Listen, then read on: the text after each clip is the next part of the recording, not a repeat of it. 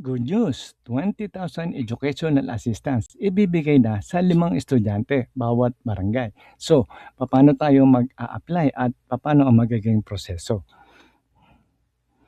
Inanunsyo na ng Pangulo noong Lunes ang paglulunsad ng isang scholarship program para sa mga college students sa ilalim ng programang Bawat Barangay Makikinabang. Program katulad ng image natin na galing sa Philippine Information Agency. Bilang pagpapatibay sa pangako ng administrasyon na mamuhunan sa edukasyon at ihanda ang kabataan bilang maging leader ng bansa sa hinaharap.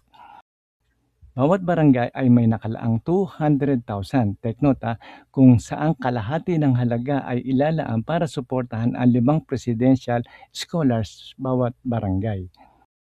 Bawat scholar ay makakatanggap ng tig to 20,000 pesos. At take note na educational assistance upang matiyak na ang mga kabataang Pilipino ay magkaroon ng akses sa dekalidad na edukasyon at pagsasanay.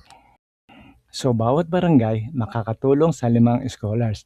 Mayroong mahigit na 42,000 barangay sa Pilipinas kaya lalampas siya ng halos 200,000 ang magiging presidential scholars. So paano magiging proseso ng pag-a-apply? Sa ngayon, wala pang iisang official national application portal para sa bawat barangay makikinabang project o scholarship. Ang lumalabas sa mga ulat ay barangay level ang pagpili ng beneficiary. So malamang yan, Kaya malamang sa inyong barangay mismo manggagaling ang application at screening process.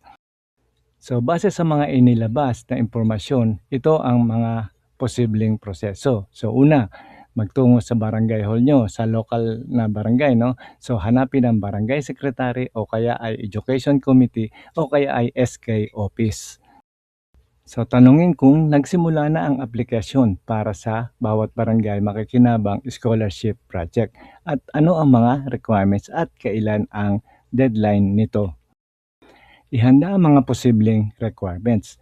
So, bagamat wala pang kumpletong national guidelines, ito ang karaniwang hinihingi sa scholarship assistance. Una-una, Certificate of Enrollment, School ID, latest grades, Barangay Certificate of Residency o Indigency Certificate. So, valid ID at proof na naka-enroll kayo ngayong taon na to. Siguraduhin pasok ka sa priority qualifications. So ayon sa mga ulat, priority ang incoming 4th year pero hindi pa yan final. So residents ng barangay, kabilang sa vulnerable sectors at maaaring hindi priority ang may existing o major scholarship. So bantayan ang official announcements. So maaaring i-post ito sa official Facebook page ng inyong local barangay, city o municipal LGU page o kaya sa SK page o announcements. Mahalaga pa rin na malaman nyo na ito ay libre ang application. So dapat may malinaw na screening process at hanggat maaari i-post sa barangay ang qualifications. At kung may favoritism o palakasan, alam nyo na, pwedeng i-report sa Municipal City DILG Office o sa Mayor's Office. Kung meron po kayong mga katanungan, i-comment nyo lang sa comment section at pag-usapan natin.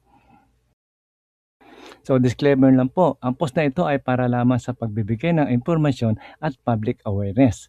Maaari magbago ang mga detalye tungkol sa programang Bawat Barangay Makikinabang. Depende po yan sa opisyal na guidelines at anunsyo ng pamahalaan.